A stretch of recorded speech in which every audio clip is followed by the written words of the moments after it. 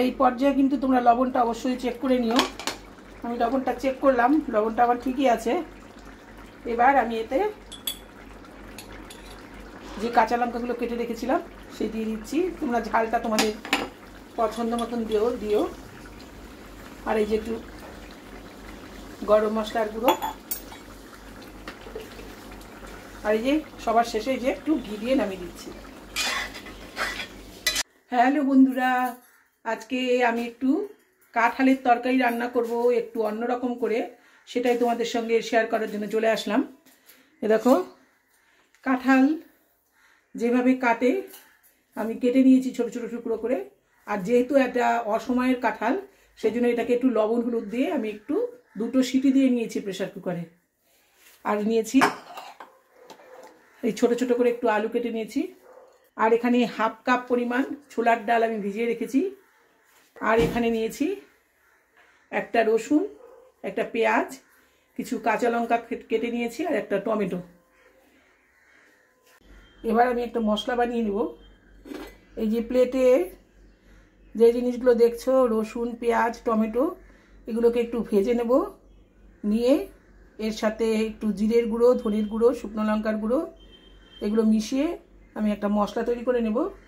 আর এদিকে আমি যে ডালটা ভিজিয়ে রেখেছিলাম, এটা একটা কাঁচা লঙ্কা আর লবণ দিয়ে আমি এটা বেটে নিচ্ছি।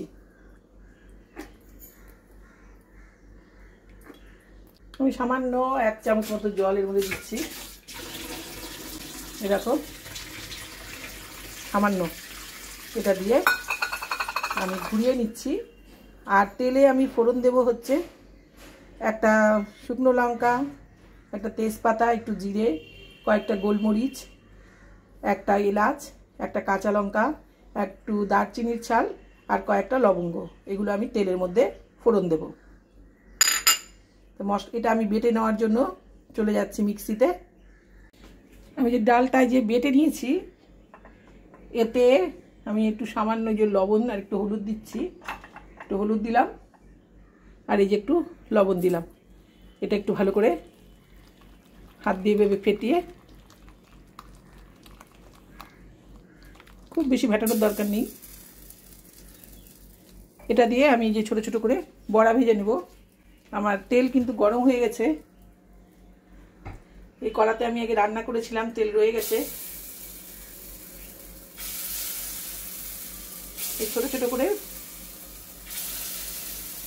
বড়াগুলো আমি ভেজে নেব। গ্যাসটাকে এই সময় একদম ছোট করে রাখতে হবে।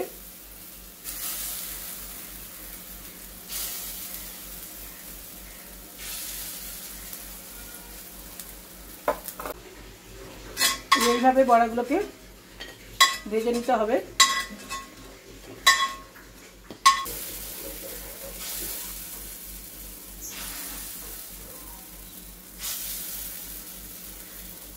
আমি ছোলার ডাল নিয়েছি, তোমরা চাইলে মটরের ডালও নিতে পারো।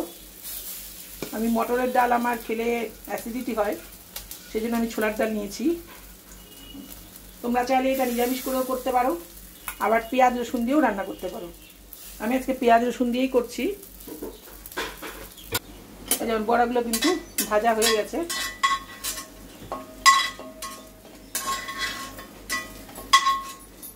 দেখো, এবার ওই তেলের মধ্যেই আমি যে ফোড়নগুলো রেখেছিলাম সেগুলো দিয়ে দিচ্ছি। আর এই যে আমি পেঁয়াজ, রসুন, টমেটো যেগুলো রেখেছিলাম এগুলো একটু ভেজে নেব। প্রথমে দিয়ে দিলাম পেঁয়াজটা,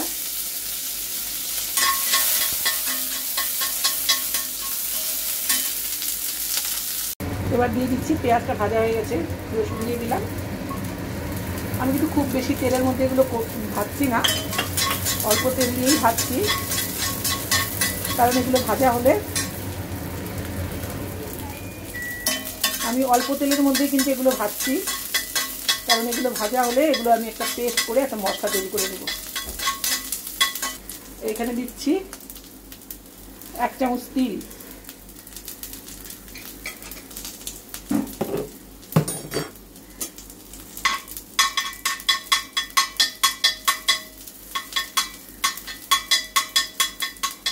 ফুটছে, খুব বেশি ভাজার দরকার নেই, একটু হালকা। এবার দিয়ে দিচ্ছি টমেটোগুলো।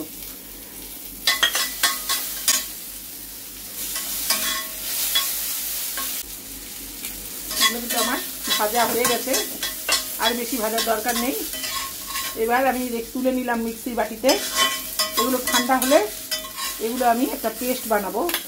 এর মধ্যে আর কি মশলা দিচ্ছি দেখাচ্ছি। এই ভাজা মশলাটার মধ্যে আমি দিয়ে দিচ্ছি একটু জিরে গুঁড়ো,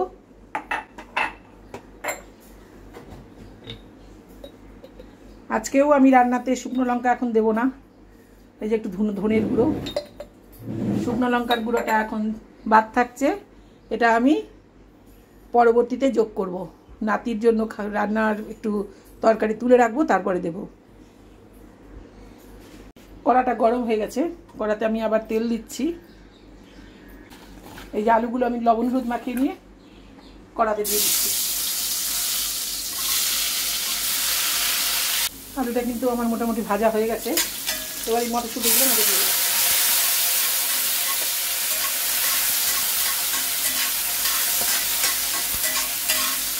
মটরশুঁটিগুলো বেশি ভাজা যাবে না, এগুলো ফুটছে।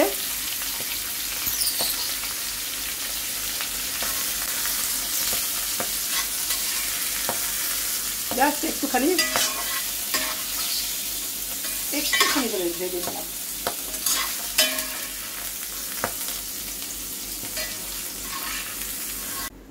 এবারে যে লবণ হলুদ দিয়ে একটু ভাপ দিয়ে রেখেছিলাম, 2টো সিটি দিয়ে রেখেছিলাম এই কাঁঠালটা, এটা একটু সাঁতলে নেব, কারণ অসময়ের কাঁঠাল, এটা কড়াইতে করলে সেদ্ধ হতে অনেক টাইম লাগবে। লবণ হলুদ দিয়ে আমি সেদ্ধ করেছি, কিন্তু সেদ্ধ করে যেহেতু জলটাকে আমি ফেলে দিয়েছি, কারণ কষ্টা কষ্টা গন্ধ লাগছিল জলটাতে, সেজন্য আমি আরেকটু লবণ হলুদ দেবো।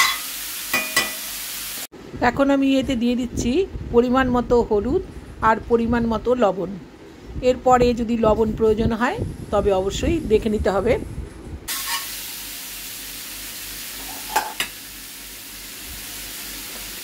হয়ে গেছে, আমি এগুলোকে একটু তুলে নিলাম কড়াই থেকে।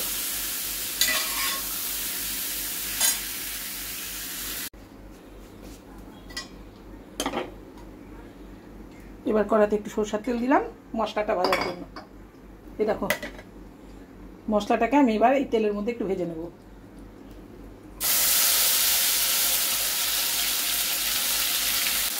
তিলটা দেওয়াতে কিন্তু গন্ধটা খুব সুন্দর বেরিয়েছে। এটা ধুয়ে আমি জল দিয়ে দেব।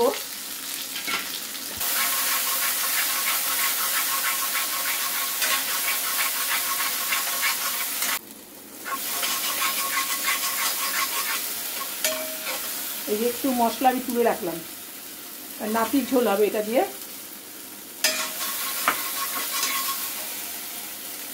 এবারে যে শুকনো লঙ্কার গুঁড়ো পরিমাণ মতো, যে যেমন ঝাল খাবে সেই অনুপাতে দেবে।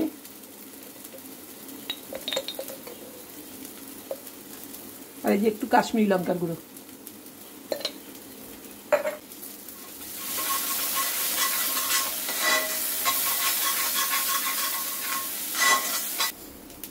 এক চামচ চিনি।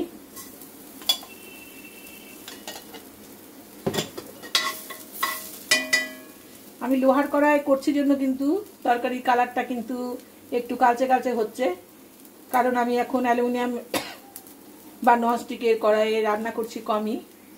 চারিদিকে এত রোগ ভোগ, ননস্টিকের কড়াইয়ে অনেকেই বলে খাওয়া ভালো নয়, সেই জন্য আমি লোহার কড়াইয়ে রান্না করছি। একটু কালো হোক, সমস্যা নেই। চিনিটা গলে গেছে, এবার আমি একটু একটু জল দিয়ে এটাকে একটু কষা।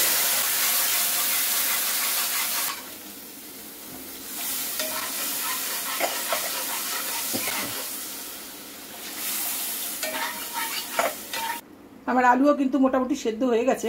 আমি আলু আর এই বড়াগুলো দিয়ে দিচ্ছি। কাঁঠালগুলো আমার মোটামুটি সেদ্ধ হওয়াই।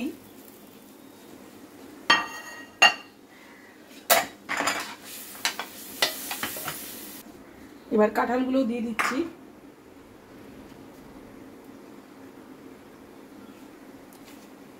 এই যে দিয়ে দিলাম, আর একটু জল লাগবে।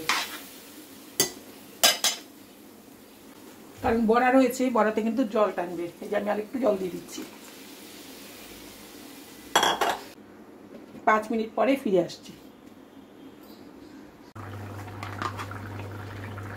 এই যে আমি আদা দিয়েছিলাম না, একটু আদা দিলাম।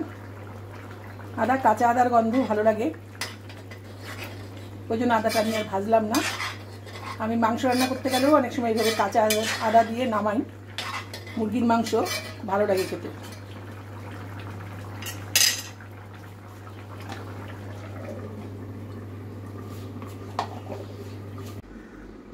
এই পর্যায়ে কিন্তু তোমরা লবণটা অবশ্যই চেক করে নিও।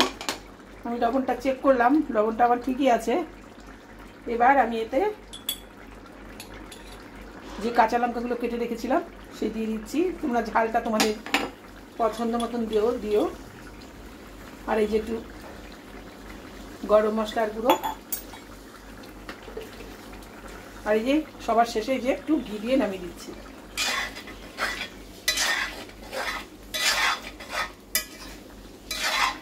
আমি আজকে বেশি শুকনো করলাম না, কিন্তু এতটা ঝোল কিন্তু থাকবে না। যেটুকু ঝোল আছে এই বড়াগুলো কিন্তু ঝোলটা টেনে নেবে। এবার আমি একটা পাত্রে এটাকে নামিয়ে নেব। গ্যাসটা নিভিয়ে দিলাম।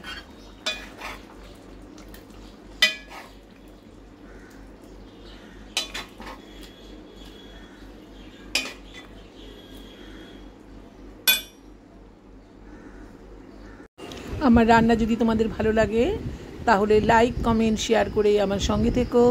আর প্রথম থেকে শেষ পর্যন্ত ভিডিওটা দেখার জন্য অনেক অনেক ধন্যবাদ। তোমরা একবার হলেও এইভাবে রান্না করে দেখো, ভীষণই ভালো লাগবে।